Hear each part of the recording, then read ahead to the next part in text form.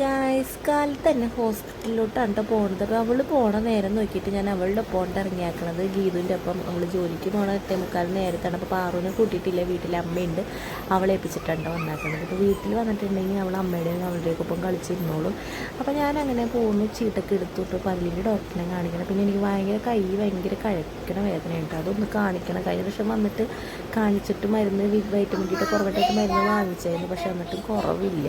അപ്പോൾ പിന്നെ നമ്മളതൊക്കെ കാണിച്ചു. അപ്പോൾ അതിപ്പോഴേക്കും ആതിര് വന്നായിരുന്നു കേട്ടോ, അവർക്ക് അല്ലുവിനെ കാണിക്കാനുണ്ടായിരുന്നു. അപ്പോൾ ഞാനാണ് കേട്ടോ അവർക്ക് ടോക്കൺ എടുത്തായിരുന്നത്. അങ്ങനെ അതൊക്കെ കാണിച്ച് ഞങ്ങൾ നേരെ ഇറങ്ങിയിട്ട് സംഗമത്തിലോട്ടാണ് പോണത്. പറൂര് വന്ന എപ്പോഴെങ്കിലും ഒരു പ്രാവശ്യം വന്നു കഴിഞ്ഞാൽ സംഗമം കയറി വിസിറ്റ് ചെയ്തില്ലെങ്കിൽ വല്ലാത്തൊരു മനോവിഷമായിരിക്കും. കാരണം അവിടെ വന്നു കഴിഞ്ഞിട്ടുണ്ടെങ്കിൽ പ്രൊഡക്ഷനിൽ കുറേ ഡ്രസ്സുകൾ ഇങ്ങനെയാണ് നമുക്ക് അഫോർഡബിൾ റേറ്റിന് വാങ്ങിക്കാൻ പറ്റും കേട്ടോ. അവർ 200 സംതിങ് രൂപയ്ക്കൊക്കെ 100 രൂപയ്ക്കൊക്കെ വരെ ടോപ്പുകളൊക്കെ ഇട്ടിട്ടുണ്ട് കേട്ടോ. അപ്പോൾ അവിടെ വന്നിട്ട് എന്തെങ്കിലുമൊക്കെ നോക്കി ഇഷ്ടമായിട്ട് നമ്മൾ പറക്കെടുക്കും. അപ്പോൾ ഇതൊക്കെ വെറും 100 സംതിങ് രൂപയ്ക്കാണ് കിട്ടണം. പിന്നെ സ്ലീവ്ലെസ് ആയതുകൊണ്ട് നമുക്കതൊന്നും ഇടാൻ പറ്റില്ലല്ലോ. പക്ഷേ അത് നല്ലൊരു അടിപൊളി രസമുണ്ട്, നല്ല രസമുണ്ടായിരുന്നു കേട്ടോ. വന്നില്ലാത്തവർക്ക് ഇട്ട് നല്ല അടിപൊളിയായിട്ട്. പിന്നെ ഈ ചുരിദാർ മെറ്റീരിയലൊക്കെ വെറും 300-200 ഒക്കെ ഉള്ളൂ കേട്ടോ. ഒരു പ്രാവശ്യം വന്നപ്പോൾ ഞാൻ വാങ്ങിച്ചായിരുന്നു കേട്ടോ.